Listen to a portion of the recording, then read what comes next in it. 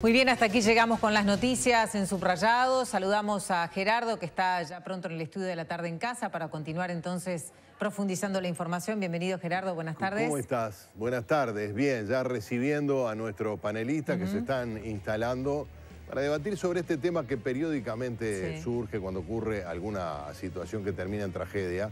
Un delincuente o más de uno que ingresa en la propiedad de una persona o de una familia, esta la repele esa invasión de la propiedad con intención de robo y termina asesinando a un delincuente o presunto delincuente. Digo esto porque obviamente el Código Penal hace distintas consideraciones al respecto. Bueno, claro. En este caso, una persona que la madrugada del 29 de abril, alguien cortó la luz, ingresó a la casa con intención de robar, obviamente. Terminó el dueño de casa procesado, formalizado, por homicidio con dolo eventual. Entonces aparece nuevamente el debate cuáles son los límites de la legítima defensa. Exacto. Esto es relevante, le puede pasar a cualquiera, por lo menos que tenga armas en su casa. Hace poco ocurrió un caso en Malvin, también en Pilcomayo y Gallinal. En este caso no recuerdo bien cuál fue el término del proceso, ¿no? Pero también era un hombre que disparó a otro hombre que había ingresado en su casa, que estaba en el fondo, que había caminado por las azoteas y que lo mató y tenía 13 antecedentes penales. También se discutió cuáles eran los límites de la legítima defensa. En definitiva, cuál es la responsabilidad que tenemos en caso de defendernos o de qué manera nos defendemos sin tener responsabilidad penal. Esa es un poco la cuestión. Claro, por un lado está el marco legal, es decir, lo que te va a pasar si terminás frente a un juez, una fiscal. Luego está el tema de fondo, que es lo que el ciudadano, la gente, las personas quieren dilucidar. Bueno, hasta dónde es posible que alguien que se defiende o defiende su propiedad, eventualmente también su propia integridad física y la de su familia, puede tener consecuencias penales, hasta dónde la justicia o el derecho considera que hay una defensa legítima de sus bienes, incluso de su vida, y dónde comienza a considerarse delito, es decir, que le infligió al ladrón un daño que podía haberse evitado aún repeliendo el ataque. En fin, y es interesante en el caso de Sayago que mencionabas y que es el disparador de esa mesa. ¿Cuál es el límite también del hogar? Porque tengo entendido que este delincuente estaba en la reja, digamos, ¿no? O sea, ¿cuál es el espacio entonces privado, verdad? ¿Y cuál es la amenaza a ese espacio privado y los límites? Capaz que, bueno, eso obviamente los abogados lo pueden decir mejor, ¿no? Y además, ¿qué es lo que se puede esperar razonablemente de una persona que de madrugada siente que un delincuente va a entrar a su casa, no sabe qué intenciones tiene? Buenas ninguna, si está armado, si es muy violento, si está bajo los efectos de alguna sustancia y reacciona como puede. Bueno, pero más vale en todo caso que discutamos sobre estos temas, tanto en lo que tiene que ver con las cuestiones más de fondo, sobre la vida y sobre los límites de nuestro accionar, y también lo que dice la ley, ¿no? Muy bien. Y además vas a tener un tema también de actualidad política que tiene que ver con la situación de Amado, ¿verdad? Exacto, eso va a ser en el móvil, Magdalena Correa, a raíz de la respuesta del diputado Fernando Amado al Partido Independiente o a su líder Pablo Mieres, expresamente con relación a lo que quedó luego de que el Partido Independiente resolviera liquidar la alternativa. Quedaba pendiente el vínculo con Fernando Amado, la posibilidad de que participara seguramente a través de un sublema del Partido Independiente en las próximas elecciones, y la respuesta negativa de Fernando Amado. Con él va a estar Magdalena Correa. Muy bien, te dejamos con el programa entonces. Buenas tardes. Saludos, Gerardo, hasta mañana. Chao. Bueno, ya está planteado el tema. Denise Mota, Andrés Ojeda, Liliana Brasincas y el abogado Amadeo Tati. Bueno, Ojeda también abogado, pero en este caso integrando el panel de La Tarde en Casa. El doctor Amadeo Tati, un penalista de larga trayectoria, ¿verdad? Y que conoce mucho, además, específicamente estos temas. Vamos a tener el gusto de hablar de estas cosas con todos ellos en instantes. Bueno, pero sepa además que Empanadas de la Ribera cumplió 15 años. Empanada de la Ribera es el gusto sano de la empanada horneada. elaboradas con ingredientes sabrosos, sanos y naturales y de primerísima calidad, para compartir y disfrutar en familia o con amigos, con más de 30 gustos para elegir, 7 locales con deliveries a más de 30 barrios de Montevideo y Ciudad de la Costa. Entra en www.delaribera.com.uy y mira cuál es el local más cercano. Empanadas de la Ribera, 15 años juntos para disfrutar más la vida.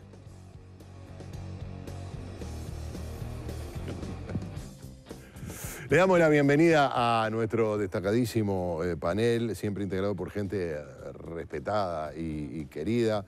Liliana Brasinca, ¿cómo estás? Bienvenida. Gracias. Doctor Ojeda, bienvenido. ¿Cómo te va, Gerardo? Bien, ¿cómo estás? ¿Todo bien? ¿Estabas con audiencias y eso? Y siempre corriendo. A veces se complica esta hora, ¿no? Claro. Es lo que hay. ¿Y qué haces? ¿Pedís un cuarto intermedio? No, no, ahora audiencia no había. No había, ahora no tengo margen. Decís, no, tengo que hablar con mi cliente, preciso un par de horitas. Un par de horitas y nadie se va a dar cuenta que estoy acá. No, claro. Y apareces en el estudio. Denis Mota, ¿cómo estás? Bienvenida. Gerardo, muchas gracias. No, por favor. Un placer estar con todos. Un gusto de tenerte con nosotros. Doctor Amadeo Tati. ¿Qué tal? De nuevo por aquí. De nuevo, creo que la última vez viniste por el mismo tema. Exactamente, va a ser un poco la repetición de argumentos, salvo que hayan algunas. Y es un tema delicado, complicado, porque es muy complicado. De verdad que hay derechos básicos en juego y que no siempre son fáciles de armonizar. Y que a veces se confunde lo que es el derecho a protegerse, a proteger la propiedad y la seguridad personal y de la familia en condiciones extremadamente tensas. Imagínense una persona que se despierta de madrugada, siente ruido y ve a alguien que está agarrado de la reja con la intención de entrar a la casa, cómo reacciona, cómo controla el impulso de defenderse, sobre todo si tiene un arma de fuego, y cómo termina todo esto. Pero vamos a ver un tape para repasar un poco el caso y después venimos con nuestro panel y nuestro invitado. En la madrugada del 29 de abril, un delincuente cortó la luz de una casa con la intención de ingresar a la misma para robar. La alarma comenzó a sonar para indicar una interrupción de la energía eléctrica. Su propietario constató que no tenía electricidad y percibió ruidos fuera de la casa. Tomó un arma de su propiedad, preguntó ¿quién anda?, pero no recibió respuesta. Efectuó un disparo hacia el portón. El delincuente resultó herido de bala en una pierna y falleció. Fuera de la vivienda, sobre la vereda, la policía halló una bicicleta, una pinza y un cable de tendido eléctrico de 3 o 4 metros. La fiscalía lo imputó por homicidio con dolo eventual. La medida cautelar es el cierre de fronteras y fijación de domicilio por 120 días. ¿Por qué no se configuró legítima defensa en este caso? ¿Qué dice el Código Penal? Bueno, ahí está planteado. Tenemos dos abogados en la vuelta.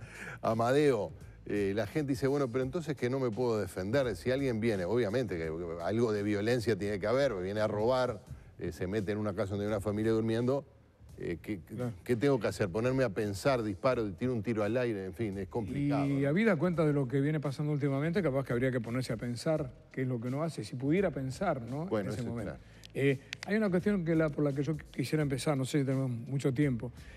Primero, yo no estoy en la actividad en este momento y no conozco el expediente. Si de repente en el expediente hay elementos que inclinan la balanza para el otro lado, y por eso hago la prevención de que efectivamente me manejo con lo que trasciende, ¿verdad? Claro. Con lo que acabo de escuchar y con algunas otras cosas que uno ha leído en algún momento.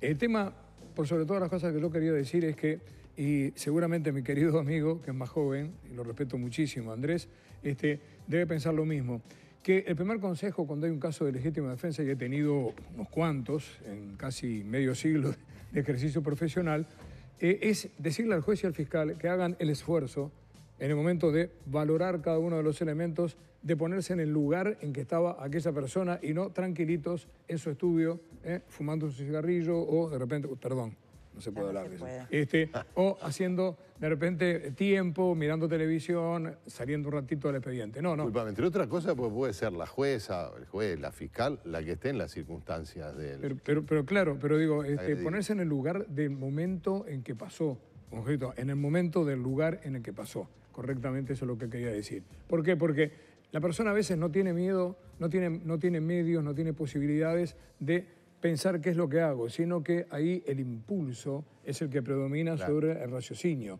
Además, esa persona está nerviosa. Si es una persona de bien, naturalmente, es un ciudadano común. Está nerviosa. ¿Por qué? Porque sabe que está en una situación difícil, más en estos momentos, y ojo que no quiero hablar de responsabilidades políticas ni nada por el estilo, sino que hay un cambio en la actitud del rapiñero, por ejemplo, del ladrón, que antes iba, robaba y punto. Pero acá muchas veces ya va armado y predispuesto y de repente hasta a veces con una sobredosis de droga, ¿no? Que lo hace no tener límites. Entonces, si yo miro fríamente los elementos, es lo que yo no quiero que ocurra por parte de quien debe juzgarlo, y de repente hubo un disparo de más, hubo un disparo de menos, ¿por qué le tiró las piernas? ¿Por qué no le tiró las piernas y le tiró un poquito más arriba?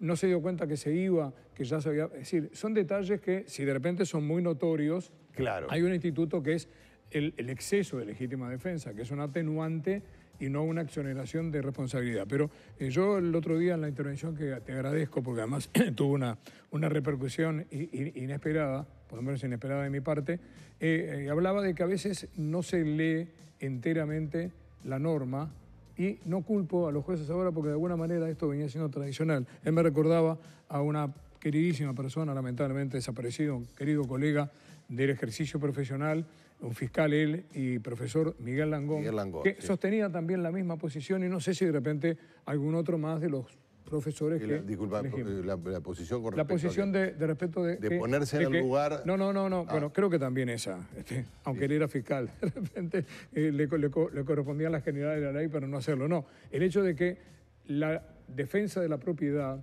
es una defensa que está, en primer lugar, reconocida en el acápite, porque en la defensa de la persona hay derechos y son para todos los derechos, pero más que nada que uno de los elementos dice que cuando hay una agresión ilegítima hay que evaluar como segundo elemento la necesidad racional de repeler la agresión, y ahí se quedan a veces los jueces y dicen, bueno, pero él no corrió peligro, la persona de él no estaba en el costado, no. Y también dice impedir el daño. ¿Qué daño? El daño económico. Claro. El daño económico que sufre una persona objeto de la rapiña. En esos casos se considera que hubo una legítima defensa. Claro, siempre que sea racional el medio empleado para poder proteger el derecho a la propiedad. Y además, o sea que no es solamente la vida la que puede protegerse, que es un poco la... No, desde luego, así, hablando, Lilian decía, a mí entraron en mi casa y quien más, quien menos tiene una historia de alguien que entró o que quiso entrar, que alguien... A mí me robaron en la calle 2 veces, nada más. Claro, pero no, me refiero a...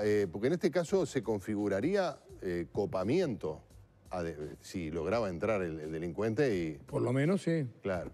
Lilian, ¿cómo ves este tema? No, a mí personalmente creo que una de las cuestiones en que tenemos que medir también un poco el grado y es muchas veces la percepción de riesgo es mucho mayor que la que efectivamente es.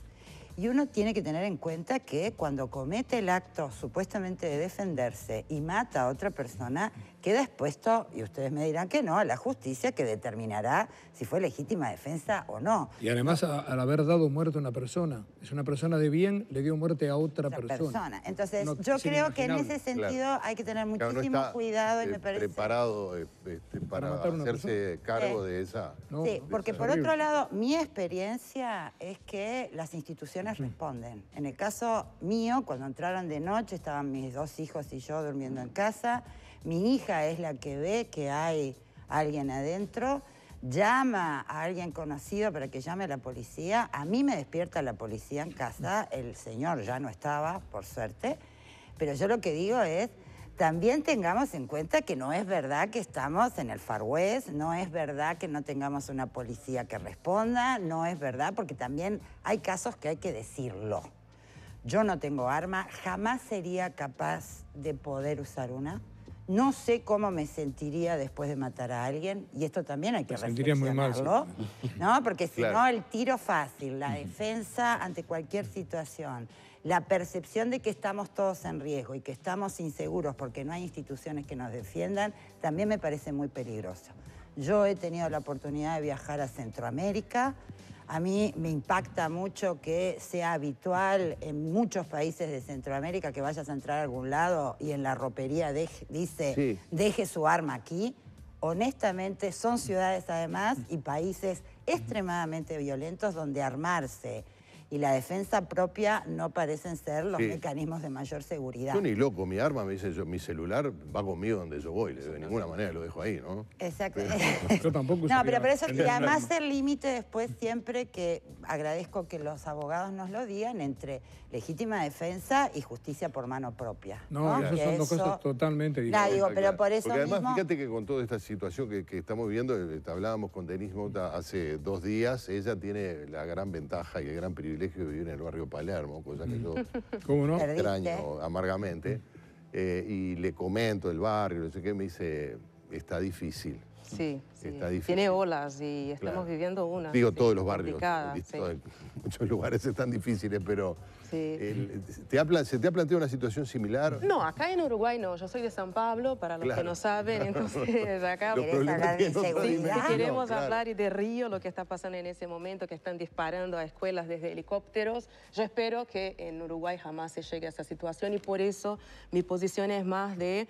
creo que Amadeo decía una cosa importante, que se han cambiado los códigos, digamos así, ¿no? De los rapiñeros. Pero yo pienso, a más violencia, porque eso de estar armado, obviamente todos en una casa, si yo tengo un arma e intentan entrar en mi casa, yo disparo también. Claro, no claro, quiero ponerme del lado de, No, está de claro, los está buenos ni de nada de eso, pero digo...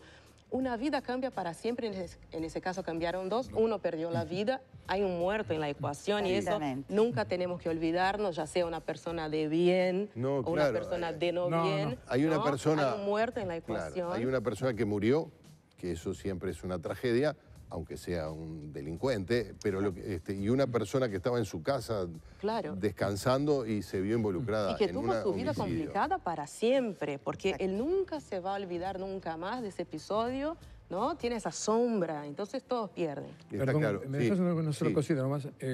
El uso de armas es tan peligroso que deben recordar ustedes, seguramente tú también, que hace unos años un abuelo mató a su nieta porque sintió ruidos dentro de la casa y era la nieta que Ah, sí, venía... claro, en Carrá. Fue una terrible. creo que fue, sí, no me acuerdo bien dónde fue, pero recuerdo que era ciudadano argentino que mató a su nieta porque sintió ruidos y bueno, si no hubiera tenido el arma, no hubiera tenido esa reacción. Yo no Claro, es terrible. no defiendo tener armas, por favor. No, está claro. Doctor Ojeda. Siempre es complicado hablar con Amadeo Tati en la mesa porque hoy lo No decíamos deja en hablar. una actividad de mañana, es grado 5, es profesor en mérito de Derecho Penal. Nada que ver. Y ¿Vos aparte decides si estuve bien? es referente profesional y amigo. Lástima que de Peñarol, fuera de eso todo bien. No me mates ahora que estoy volviendo al periodismo y me querés matar. No, la verdad es que yo creo que, francamente, hay mucha desinformación alrededor del tema de legítima defensa. Sin perjuicio de este caso en particular, que más allá de meternos, porque conocemos lo que sale en la prensa nada más, vale decir que hay algunos temas que están sobre la mesa que son mitos y leyendas sobre legítima defensa. A ver. Primero, cuando decimos eso de necesidad racional del medio empleado, y ahí todos decimos aquel tema de la proporcionalidad. Sí, claro. No, porque fíjate que si viene con un palo, yo no le puedo pegar un tiro. Entonces, entramos en soluciones que son absurdas, ¿no? Claro. Yo le pido a la persona que evalúe lo que viene del otro lado. Espera, ¿usted qué trae? Yo voy a ver lo que tengo para hacerle frente. No se trata de eso. Se trata de defenderse con lo menos lesivo posible, pero que claramente pueda repeler la agresión o impedir el daño. Claro. Acá uno puede proteger todos esos derechos que están como fundamentales en la Constitución, ¿tá? Entre los cuales está incluida la propiedad, y ahí está la gran polémica. Porque si yo le dijera que lo que estaba en juego era la vida, a nadie le hace ruido esto. Está claro. Le hace ruido porque es Pero propiedad. que lo que ocurre es que podemos llegar a la conclusión de que siempre está en riesgo la vida por la Sin duda. natural... Claro. Pero te haré un dato más. Nosotros hicimos hace unos años, hará un par de años, procurando una publicación que en algún momento de la vida saldrá, un relevamiento de sentencias del Tribunales de Apelaciones Penales y Suprema Corte de Justicia. Agarramos, hay una base de jurisprudencia nacional que es pública, agarramos todas las sentencias que venían en legítima defensa y nos pusimos a mirar. Y dijimos, bueno, porque ¿cómo es la cosa? Y la realidad es que a situaciones iguales uno encuentra casi un 50% de sentencias para un lado y casi un 50% para otro. Entonces, en el fondo, lo peligroso no es la norma penal, que de última está bastante clara. Es que lo peligroso es cómo se las aplica. personas quedan libradas a los Si vos criterios me decís de a los- mí mañana, che, tengo este lío, tengo un arma en mi casa, ¿qué te parece? Y mirá, yo creo que estás amparado por legítima defensa. Ahora, jurisprudencialmente, es una moneda al aire. 50 y 50, claro. Claro, es riesgoso, Claro. riesgoso. Vamos a hacer una pausa y vamos a ir hablando de este tema que obviamente es apasionante, entre otras cosas porque involucra cuestiones fundamentales. Le puede pasar a cualquiera. Claro, cualquiera de nosotros, Lilian ya lo fue, y muchos estuvimos muy cerca, ¿no? Te agrego, mira, te dejo picando para antes de irnos. En el caso, por ejemplo, que se dice siempre de que siempre que hay un tiro por la espalda estamos fuera de legítima defensa, a mí no me queda tan claro. ¿Y a los A jueces? mí no me queda tan claro, porque vos lo has visto y lo hemos visto todo filmado en cámara, homicidios de delincuentes que se estaban yendo, ya habían robado, tenían todo pronto, se dieron vuelta y le pegaron un tiro al cajero, al pistero, a quien sea. ¿Y si está ¿Qué dentro le de tu garantiza casa eso? de espalda a ti? Por ejemplo. En ese, Pero en la casa es diferente porque tenés una presunción. Ah, bueno, lo vemos después de la pausa. En Buenos Aires, cuando van los motochorros, el de atrás va mirando para adelante para si le pegan un tiro. Que sea de atrás. No, al revés, ¿no? Mirando. No, al revés. Sí, al revés, sí. Vamos a hacer la pausa y seguimos compartiendo la tarde en casa.